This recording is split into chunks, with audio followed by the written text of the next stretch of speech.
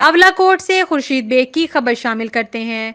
Parents association पूंछ के जेर एहतमाम अहम तरीन इजलास मुनकिद हुआ, जिसमें जिला पूंछ हल्का नंबर 2, 3, 4, 5 से बड़ी तादाद में वालदैन ने शिरकत की।